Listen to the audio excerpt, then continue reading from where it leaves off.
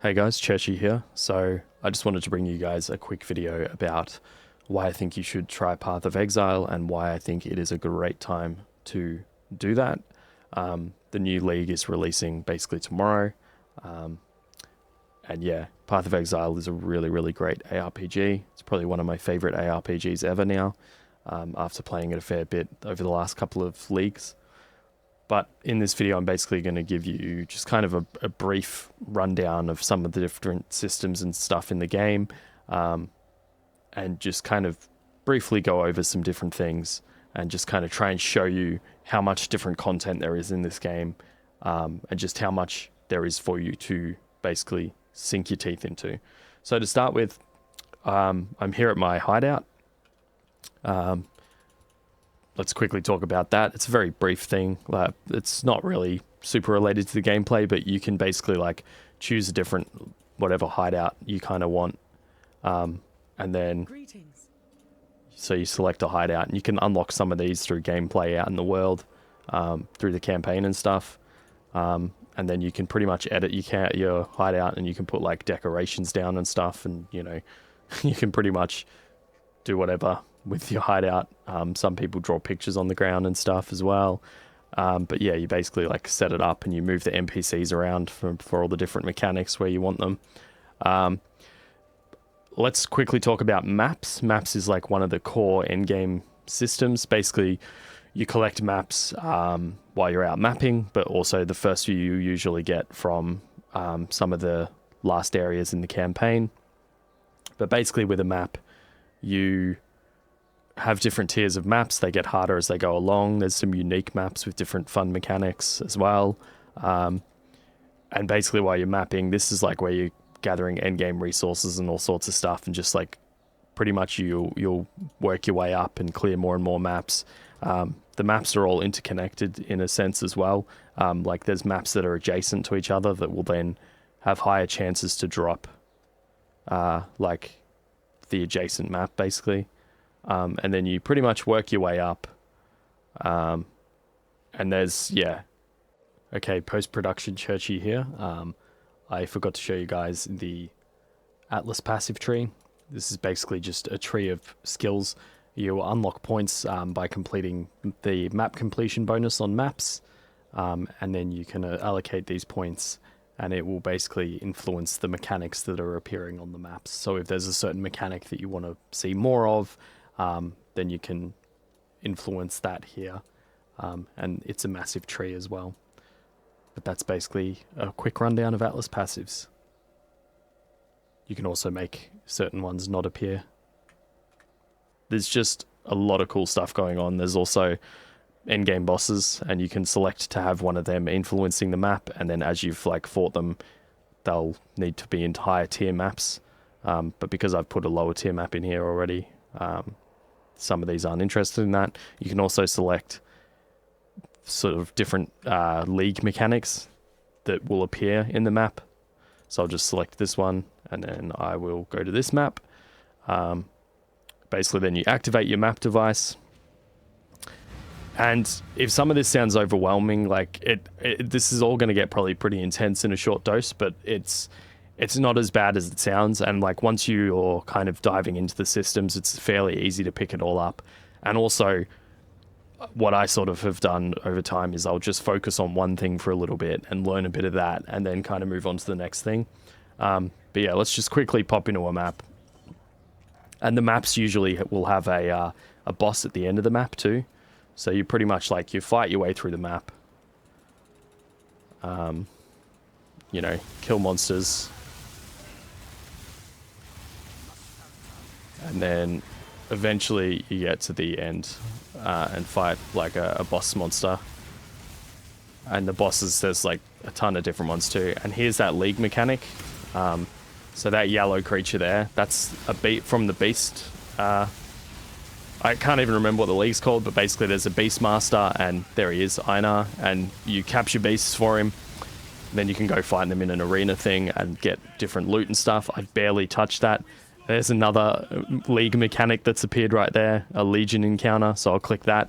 So basically you can already see there's like a couple of different league mechanics interacting while I'm out on a map. And yeah, it gets pretty nuts, but it's all really, really fun. So then, yeah, this one I kill as much as I can. Then they spawn after that. And then I have to, like, fight them all. So then I just clear them out.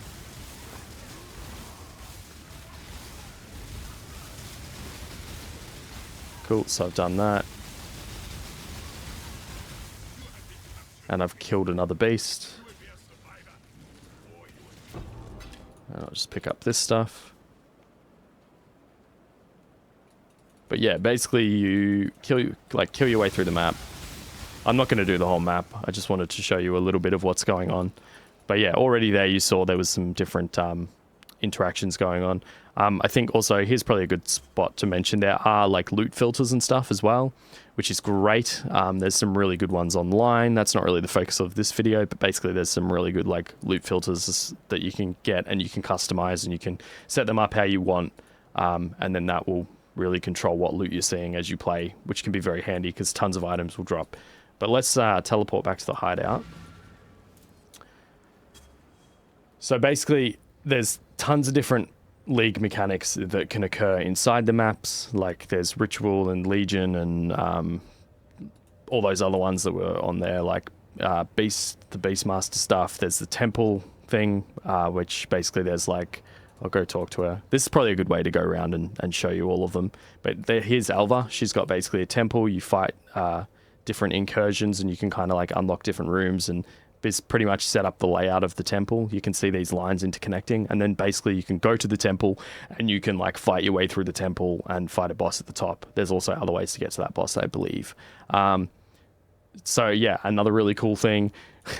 Then we've got Jun, another League mechanic. Basically there's like this syndicate investigation thing. I have no idea what's going on with this. This is another one that I haven't really touched properly.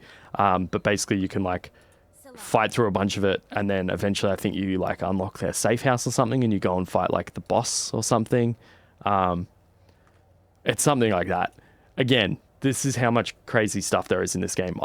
There's things that I just have not even interacted with, really. But that's part of what's so crazy and good about this game, in my opinion. Like, as long as you kind of manage your goals and focus on one thing at a time, there is so much for you to do and look forward to doing. And then also you'll eventually find the things that you really enjoy doing in the game, and then you can just do those. So, yeah. This is Sister Cassia, and she basically has Blight, it's basically a tower defense mechanic. You go and you set up towers in an area, and then she pretty much is like standing next to a big like orb thing that you have to protect. And then if you do it, you get different oils, and then you can anoint certain items with those oils. And you can get really powerful effects where they'll have like an extra thing going on. This is something slightly different, but you can see how it's got like an extra thing on the right, that arcane will thing. Sometimes it's things like that where it'll allocate a certain skill. Sometimes these do that, and other really powerful things. Also, Jun, I should have mentioned with the Syndicate stuff, she can unveil items. So you can put like a item, sometimes like when you're doing her mechanics, she'll drop an item and it'll have like an extra thing with some weird runey stuff going on. Like, see where it's got like 30 dex, blah, blah, blah, evasion and all that. There'd be like another one that is a veiled thing, and then you put the item in there and then you click unveil, and then it gives you a few really powerful options to choose from, so you can get really powerful modifiers on items. Let's continue around. Then we got Einar the Beastmaster, which was what I was showing you before, but I'll go to the menagerie really quick. You can also go there from like your waypoints, but this is that arena thing that I was talking about with the Beastmaster. Basically you can come in here, go to the blood altar, and then you will have collected like different creatures throughout while you've been playing, and then you pretty much, they basically offer different recipes. Like if you defeat them, you can potentially get like different rewards and stuff, so that can be really cool. Again, I haven't really touched this too much. It's another mechanic that I just have not played all that much or all that deeply. Go back to the hideout, we'll continue the rotation around, and I'll keep showing you off all these different things you can do. So then you got this is kind of map stuff, and she's like your merchant. And you can also trade in divination cards, which is another whole thing. Divination cards are things that you can find. I think this will be the most recent one. But yeah, divination cards are basically cards that you can find out while you're killing stuff out in the world and whatnot, out in maps and everything. And basically you build up a stack, and then once you've got a full stack, you can trade in a stack for a reward, and it'll tell you what reward you'll get. So then basically in the end game, you come to her, trade in divination cards, you can trade them in, and also she's like your end game merchant, so you can purchase all the different skill gems in the game, which I'll get into a bit later, and you can sell things to her. There's Commander Kirak, which is basically map stuff, so you can pick up an Atlas mission from him, and he'll have different ones available. There are also currency items and stuff that you can re-roll certain maps and stuff. I won't go into that too much. We'll talk a little bit about currency a bit later on. But yeah, then you can also just purchase maps and certain map stuff from him. Can be good to know. This is Tane. He does like metamorph stuff, which I will show you in a minute. But I think that's actually getting removed from the game, and kind of all the rewards and stuff from that are getting rolled into Ultimatum, I think it is, which I haven't actually played, which is another league mechanic that they're bringing back in the Affliction League. You've got Nico. Actually, to be consistent, I'll teleport now to the metamorph thing just to show you guys. I think it's, yeah, Tane's Laboratory. But basically metamorph is you can construct a metamorph, which is, I should be able to show you quickly. But you find this out in the maps as well. But basically you put in different bits that you collect, and you'll usually have like a big bank of them, and you kill different mobs, and then they'll drop different bits on the map, and then you can combine them, and it creates a monster with like a power level basically, and then you fight the monster, get cool rewards, and the different things that you put in will assign different rewards. Like some of them might give more currency or more armor or whatever, yada yada yada. Okay, so let's go back to the hideout again, continue the rounds. Yeah, Nico, Master of the Depths. Let's visit the mine encampment. This is another insane one. This is basically like an endless delve dungeon. This is Delve League, basically. You've got this stuff, which lets you pretty much like push a cart around, and there's like a subterranean chart thing, and you can just push deeper and deeper and deeper. I guess I'll just go like here or something, and it should bring a mine cart with me. But basically you start at the top. Like you start at the surface, and then you basically like dig your way deeper and deeper and deeper and deeper. And the monsters and stuff get harder and harder, and the rewards get better and better. But yeah, I think it sort of unlocks more. Well, like as you level up, it sort of tries to cater for your level a bit, and then you just kind of delve from there. But yeah, then you basically spend this sulfite stuff. You like choose a destination, so I'll choose over there. I might get absolutely destroyed here. Can't remember how difficult it is. But then you can pretty much like follow this cart around. You fight monsters in the dark and stuff. And you, yeah, just kind of follow along with the cart. If you stray too far into the darkness, you start getting hurt, I think. And there's just other, I think there's other like mechanics and items that you can use to do certain things like break walls and stuff. Yeah, like say I've got used dynamite to destroy a fractured wall. That's like one of the first things you're meant to do, but I haven't really played around with this mechanic much yet.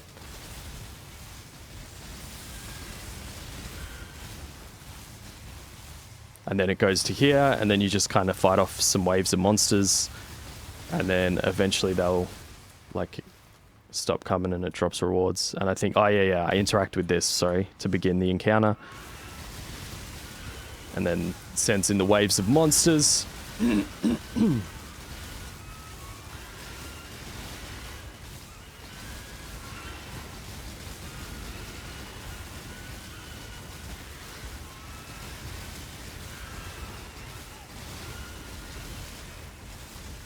Whoa.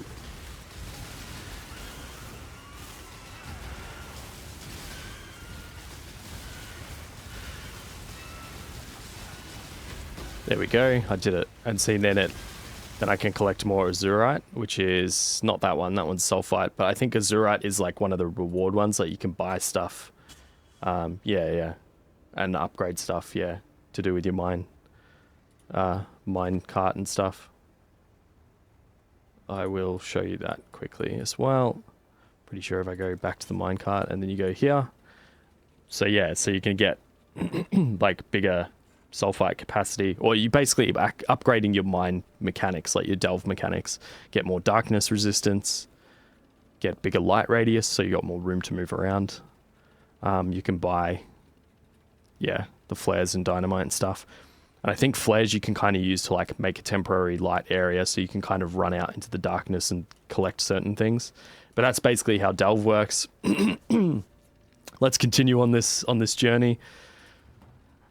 Back to the hideout. Yeah, and there's him. There's also the hoarder crafting stuff, which is... can't remember what the league is, but basically you go into this area, you fight these different things in this like weird garden looking thing, kind of. But different types of monsters drop different, crystallized life forces, and then they allow you to do different really cool things at the hoarder crafting station. So you can kind of like, you can change things around. Like you can change a modifier that grants cold resistance into a similar modifier that grants fire resistance. There's basically a ton of different really cool things like that, and some of them are really, really powerful but cost tons of life force. So yeah, like add a new life modifier and remove another random modifier. But there's tons of them. Add a caster modifier and remove another modifier.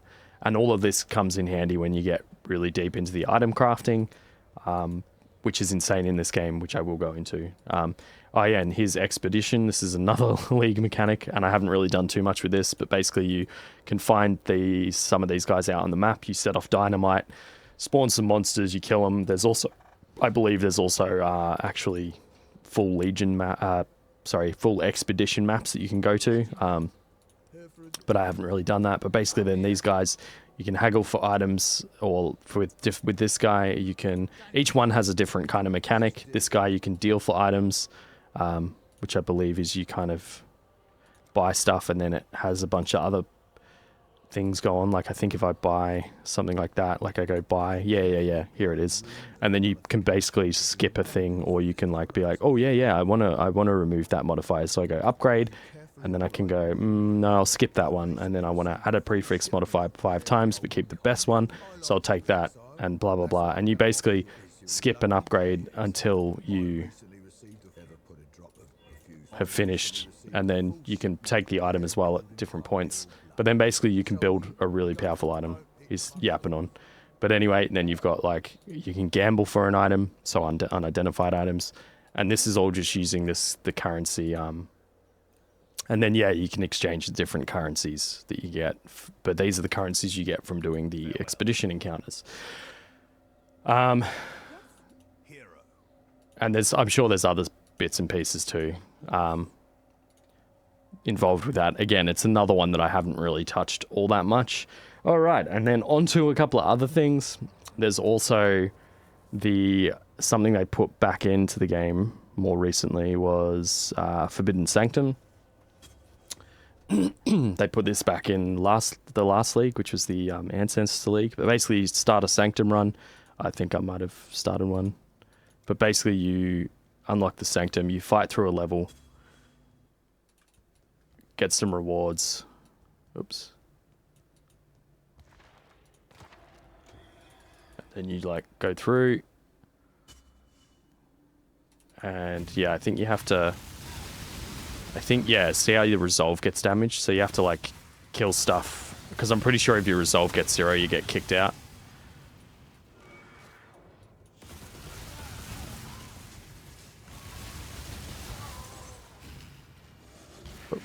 Is.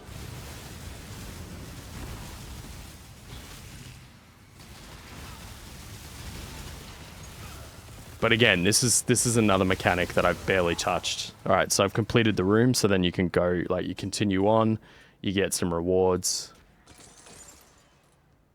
So pick up all that.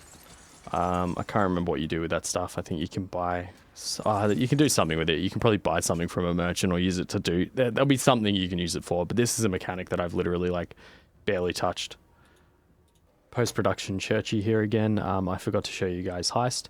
So heist is basically a mechanic where you have a bunch of contracts and stuff in here and whatnot. You find these out in the world. You can actually go and hand these in and do them. To get to the rogue's harbour, you use one of these rogue markers. I'd already cast a portal, but basically the rogue harbour is another whole area. There's a bunch of NPCs. They have different heists and different skills to utilize in those heists. So you've got like lockpicking and stuff. And you can basically go and do a heist. It might be a bit weird to show you because I think it's kind of missing all my stuff. I don't know where it would have gone. Or if I was meant to... Oh yeah, here we go. Here's a bunch of stuff. So I can just grab one of these, right? And basically I come to here, prepare heist, put this in. Then I need trap disarmament. So I basically choose which character I want to bring along. So I'll bring her along. You pay some fees for hiring. It's like, you know, you end up with so many rogue marks anyway. But basically you do a contract. And then you head on into the area. Before we set off, I'd like to introduce you to an associate of mine. This is Then you go down here. And basically there's an alert level, right? It doesn't matter like killing enemies, but pretty much the way heist works, you've got, see how it says contraband? It's basically items that you can lose these items if you die and haven't got out with it. And now the alert level, right? That goes up as you open chests. So there's different chests and loot, and you can see how there's like a bigger, different looking chest, which I will show you. But basically you can open that, it'll drop some loot. There's different loot, comes from different chests and stuff. Like these different more advanced kinds, basically. But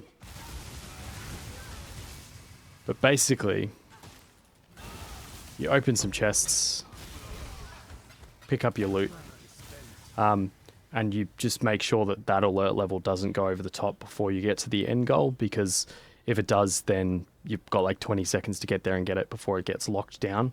But yeah, this is where the skills come into play. Use trap disarmament skill. They'll disable the trap, then I can go through. And then we can get them to disarm that trap.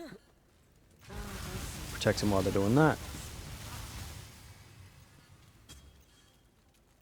And you see that rose the alert level, like it raised it quite a bit.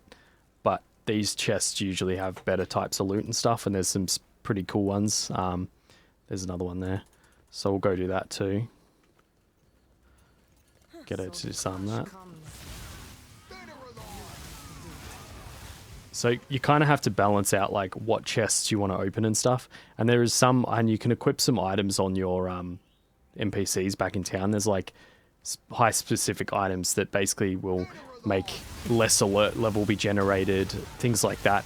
You know, just stuff that basically allows you to loot more. And yeah, there's a few other ones. Basically it's just all stuff that helps with the mechanics of heist. But it's pretty cool. It's a pretty cool system. It's a fun, sort of slightly different way to get some cool loot. And I think there's some like really cool later on stuff that I haven't really gotten into. I think there's like synthesized items and stuff that comes from this mechanic, the heist stuff. But yeah, there's a lot of cool crazy shit. And I think also talismans is like, it might have been where I got this kind of thing. Or that might be from somewhere else, but I just found a bunch of them in here once from like one of those more special chests. Anyway, we'll open that up. And then you come through here. And then this is the thing. So once you activate the end thing, it like fully alerts the enemies. So you do that. Grab that. And now we just have to escape the facility. So now you just have to backtrack. And like a bunch of enemies will spawn.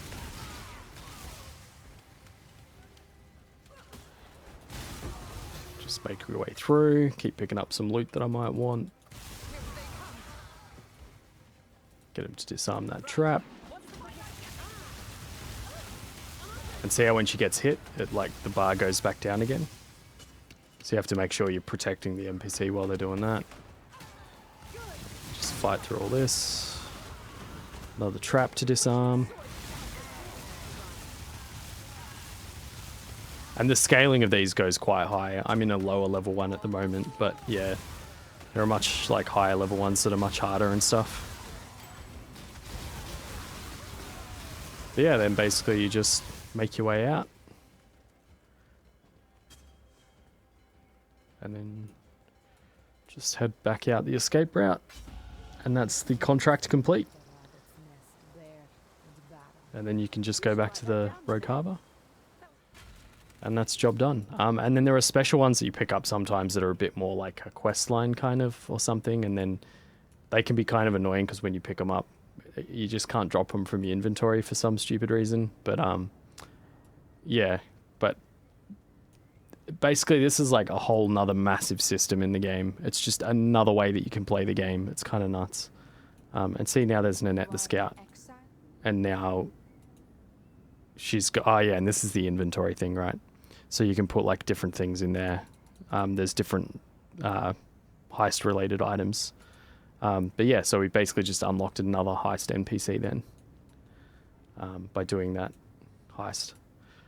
But yeah, that's heist. Yes, that's all that stuff. I'll actually also show you the Aspirants Plaza quickly. This is something involved in when you're building your character. You can unlock an Ascendancy class.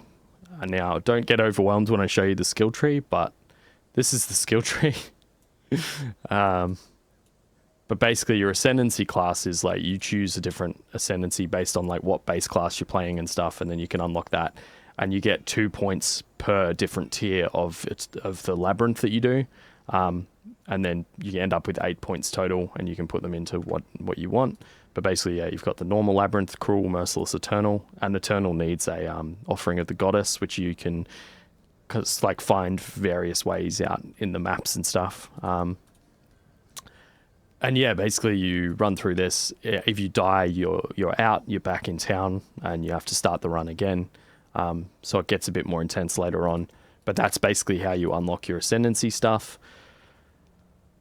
And also the Eternal Labyrinth, you can get some, well, in the previous leagues, you could get some powerful enchantments on gear, a few different pieces of gear, like what I've got on this helmet, 40% increased ball lightning damage. So that was part of running labs as well. And there's some dark offerings or something, shrines in the labyrinth that you can find. And sometimes you'll get lucky, because they make a different effect, when you activate them that will apply for the rest of the labyrinth run. Sometimes you'll get one that lets you use the Divine Font twice, which is what lets you do the enchantments. But ignore all that, because I believe in the Affliction League that's about to come out, they are basically doing away with enchantments and combining a few different systems into the Transfigured Gem system, which I will talk about a little bit later, because first I want to talk about character builds, since we're kind of coming into that realm of character creation. This is something that's really, really, really cool. Basically, the way Path of Exile works is you have your passive tree.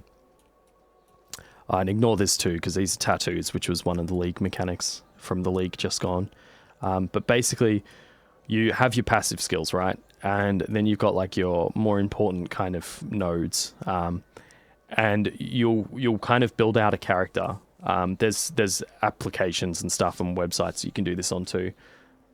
And there's plenty of build guides too that you can follow. So I should probably mention that as well. If you just want a really cruisy time, there are tons of like insanely powerful builds online. I just kind of like making my own builds because that's a huge part of the fun for me. And it's challenging, and sometimes you'll probably muck up. Like it takes, I mean, this is the most powerful character I've ever made, and it's the first character where I've been able to fight some of the endgame bosses. But yeah, basically you like build out your passive tree, kind of aim for the nodes, like the more important nodes that you want to get. And then you just get more and more as you level up. Level 100 is the max level, but it gets pretty hard to get there because you get an XP penalty, or at least hard for a casual player like me. But you get an XP penalty when you die, and it's really brutal at higher levels. But basically, yeah, you build out your like your passives, and then you've got items. And the way your skills work in Path of Exile is that you have like your active skills and then your support skills. So this is my active skill, and you socket them into, and yeah, these are all supports, but you socket them into your items, and different items have different numbers of sockets and also different numbers of links between those sockets. So 6 link is really powerful because you can have a active, this is usually where you end up putting like your main damage skill, which in my case is Ball Lightning on this character. But basically you will have your active skill and then you'll put in a bunch of support skills that support what you're doing with that spell. And yeah, then another really cool thing is like some of the auras. You can see all this stuff swirling around me. And that's sort of where I've got all these. But basically, you build up your passive tree to support whatever stuff you're trying to do with your skills and skill gems.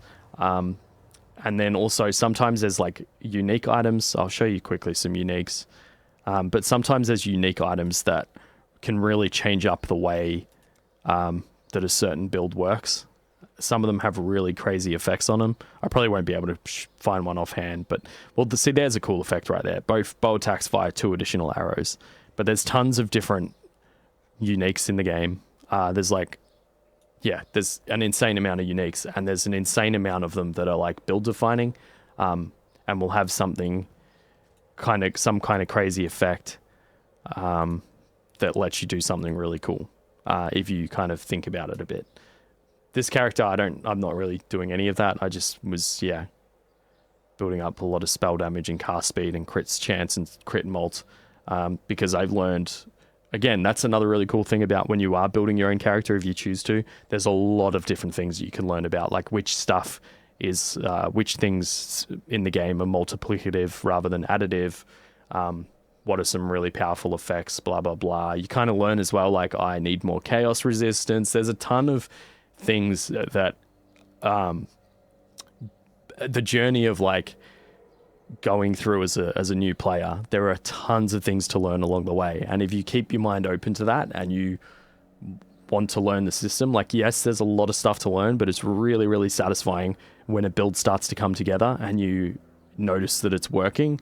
Because the league before this, I made a character and it was sort of powerful, but it was just, it hit kind of a brick wall.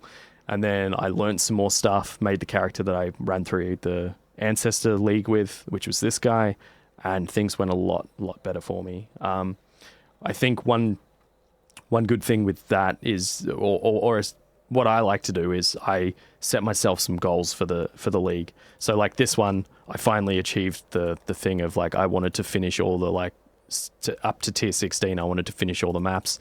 I even did a bunch of the unique ones. But yeah, basically setting goals like that. And then there was also, this guy's the first character I've made where I've actually defeated some of the endgame bosses. That was another thing I wanted to start dipping my toes into. And then also even this league, I even did some of the, I won't really be able to show you, but basically there's like challenges that you can do. And they give you rewards. Sometimes they'll give you cosmetic rewards, which is what this whole outfit is. This outfit is basically the reward for the challenge league, although it's only the basic version of it because I just did like 16 league challenges or whatever, but there was like a much more ornamented version of it with all kinds of cool stuff going on if you did more and more challenges, but I kind of reached the point of what I could do and had time to do. But yeah, there are a bunch of skins and stuff. I will quickly go into that too. The Path of Exile is free to play. But there are microtransactions, but it's basically, there's stash tabs is the main one. So you pretty much start with like, this is just like a normal stash tab, right? And this looks like it probably was a league I was playing before I had bought stash tabs. But basically this is what I think you get, like 3 or 4 or 5 of these to start with. So if you're just trying the game, that's fine. But if you actually want to get into the game, then you can buy different stash tabs for different league mechanics. And there's also the currency tab. This is the currency tab. Ignore the mess going on here. That's just because my character from the Ancestor League has rolled over to the Standard League, so there's all these tabs where I can remove stuff from because they are my like from the old leagues that I've played here and there. But basically, yeah, you've got your currency, right? And that's the currency tab. There's all the different currencies. This is probably a quick. I'll come back to crafting. But basically, yeah, you collect all the different currencies. You can put them there. You've got like your essence tab, again, another league mechanic. There's the maps tab, fragments. I'm just really quickly rolling through this. There's blight, those oils I was talking about earlier. Some blight maps that you can activate in the map device. Metamorph, I assume something will, like this will basically be ultimatum rewards now. Then, yeah, you've got like a flask tab that you can get. I kind of just bought every tab. You've got your divination card tab, delve tab, because you can find these cool fossil things, which again is just more, a lot of the rewards you get are currency items you can spend with item crafting, which I will go into very, very soon. I've got like a shop tab where I was just selling stuff, delirium. There are a lot of, there's uniques again. There's a lot of different tab types you can get. But what's good is they go on sale a lot. The stash tabs, they go on sale a lot. And you can get pretty good deals on them. And usually, like, you only have to buy them once. So once you've got the currency tab and, you know, whatever other league tabs you want, you're set because they're permanently unlocked on your account. You can also buy like skins and stuff, which I've bought a few of. I've bought a few supporter packs over the years. Because, yeah, and especially lately, I've just been loving this game. But basically, you've got like your microtransaction, kind of your skin layer that you can apply to different gear and stuff. So I've got a few different ones. But yeah, and like I said, these ones, though, I unlocked just by doing challenges in the game, which is pretty cool. Like, I didn't have to pay any money to get this cool outfit. So that's kind of neat that they have stuff like that. The prices are fairly steep, but this is how they make, like, for just stuff on here, but this is how they make their money. And there's some nice, like, first-time buyer supporter pack things and stuff that you can get. And then they usually have a supporter pack every league. And there's a few different tiers of that you can buy as well to show you support and get some cool stuff. But that's that kind of element. I will quickly talk about the crafting. Let's just take this thing again. And now there's tons of different items that you can apply to an item, right? Tons of different things that you can do. So first I'll scour it just to make it like a normal thing. It's a remove only tab. Where's my currency tab that's like not remove only? All right, so you've got like your town portals that you can cast town portal with, scroll of wisdom, identify items. These are like flask ones. Again, I haven't even really used these, to be honest. But basically they can fiddle with flasks. There's some really cool flask things you can do. Flasks are these. They're like your health items, and some of them do crazy other things like extra armor and resistances and stuff. Blacksmith whetstone, upgrade the quality of a piece of gear, like a weapon and an armor scrap. Same thing, but for armor.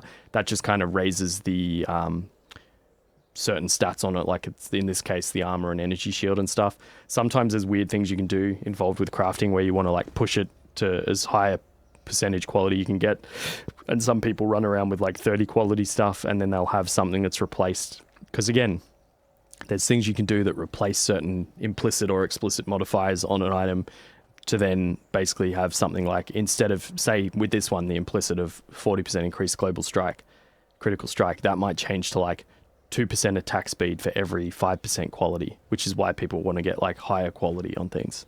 But basically, yeah, that's that. Glass was bauble. You can improve the quality of flasks. I haven't really bothered much with that. Gem Cutter's Prison improves the quality of a gem. That's another interesting thing. Gems have a quality percentage, which you can see where it says plus 20% quality. That basically will increase certain elements of it. Like in this case, I believe it's the 20% increased lightning damage. But yeah, basically it's good to get max quality gems eventually, and you want, yeah, and you can also push this past level 20. See how that one's level 21 and then 22 because of another modifier. But basically those extra levels at the top end make it do even more damage, and it just, you can push it further and further.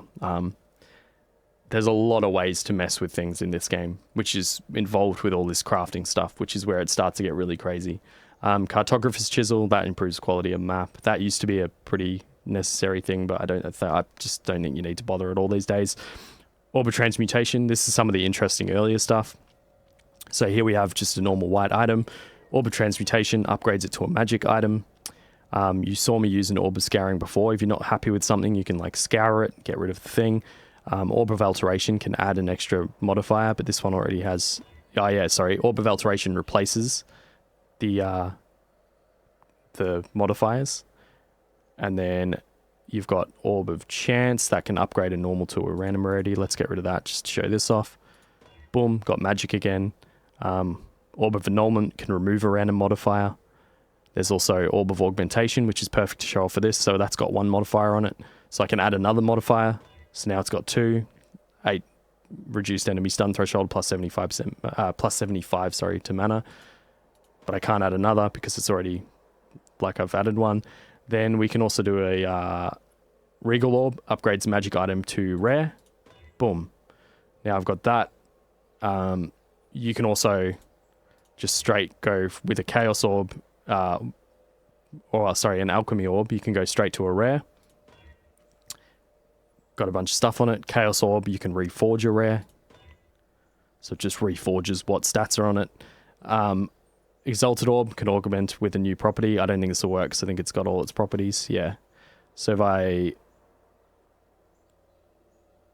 use my Orb of Annulment, remove a property, then use an Exalted Orb, puts a property on. These are all random. Divine Orb randomizes the value of random modifiers of an item. They're really valuable. But you know what? Why not? Boom, we've randomized the values. Well, they're not really, really rare, but they're like the high-end currency, the Divine Orbs. And that's basically like the crafting stuff in a nutshell. But also you can come over to your crafting bench. You can put the item in. These will all be blanked out because I've already got like the modifiers all filled out. I think you can corrupt things and maybe get another one on there. There's a whole side of items of like corrupting items and stuff that I haven't really looked into too much yet. But basically, if you've got an item and it's got some really nice things, but you've got some open slots on it, you can come and put another enchantment on it, and they cost different things. And you see you've got like your prefixes and your suffixes. I think you can have like 3 of each. Maybe I can hold on. Yeah. See how it's got 3 prefix modifiers, the top 3 there. Cold damage, lightning damage, spell damage, and then it's got the suffix modifiers, which is strength, intelligence, increased critical strike chance, and then it's got its implicit modifier as well, which is the 40% increased elemental damage. But basically you can come in here, spend other currency to get an upgrade that you want to get, and see how there's different tiers of them as well. So you can choose like, oh, I only want to spend 2 alchemy, not 2 chaos, blah, blah, blah. But then there's also these really cool ones down here, which expensive because they're really powerful. They cost divine orbs, but you can choose, you can like enchant an item and be like, this item cannot roll attack modifiers. So if you're a caster and you put that on there, it's much more likely that you're going to get like a powerful caster modifier because you've removed it being able to do attack modifiers. And this is another really powerful one too, because I'm pretty sure with this stuff, like prefixes cannot be changed. You can roll prefixes that you really, really want, put that on it, and then I'm pretty sure I think you can use like the exalted orbs and stuff and whatever other orbs to then add something to it without, or the divine orbs or whatever, to basically you can screw with the item using other currency, but it won't change those locked prefixes. So there's crazy stuff like that. You can also use these recipes to give an item sockets and links. The 6-link item, really, really expensive recipe, but that's a guaranteed way. And these crafting recipes, you unlock these as you're doing maps, like, and different things in the game. There'll be a crafting recipe. There's some throughout the campaign. There's some in maps, but basically they're like on the map somewhere, and you activate a little station thing, and then it unlocks the recipe for you. But basically, having a guaranteed way to get a 6-link item can be pretty nice. That's very expensive, but yeah, if in a pinch, why not? But usually you can buy, and that's another whole thing. There's like a whole trade economy thing, but you can do solo self-found leagues as well. I've just been doing Trade League. But yeah, you can usually buy stuff for much, much cheaper than that it will be like 6-link and everything. But it's just good to know that there is a recipe out there that you can unlock that will let you get a guaranteed way to get a 6-linked socketed item. And then you can also change the colors of sockets.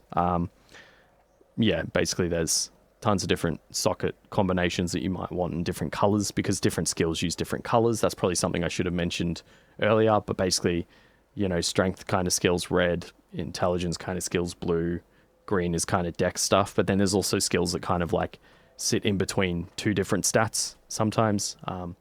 But yeah, you can kind of use a recipe and apply a recipe that's going to give you at least 2 green sockets or at least 1 blue socket and so on and so forth.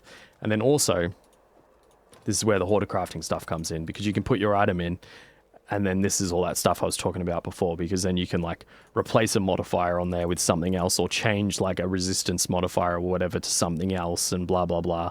And then I think this is also where that prefixes cannot be changed type recipe. There's some other ones too, I think, like, but there's probably a bunch of things I haven't unlocked, but basically this is where you can get really granular with it, because you can like lock certain things that you're really happy with, then add something from this, and it's not going to replace those things that are locked. So you can make really crazy powerful items combining a bunch of different systems that are in the game. That's all that. Man, this has become a longer video than I thought it would be, but yeah, there's also another reason that you should probably try the game is because the new Affliction League is releasing really, really soon, probably tomorrow based on when I upload this, but that looks really great. It's going to add even more chances to basically make unique and interesting character builds, because like I mentioned a while ago, so there's the Ascendancy class, right? It's adding some new Wildwood Ascendancy classes. There's 3 of them, but you can get those in addition to your normal class Ascendancy, so you'll basically have 2 Ascendancies. And that each different one kind of sounds pretty cool and adds some different cool things that will be pretty neat ways to basically add to your character's power and even more uniquely define your build. And the other thing, which is massive, is transfigured gems.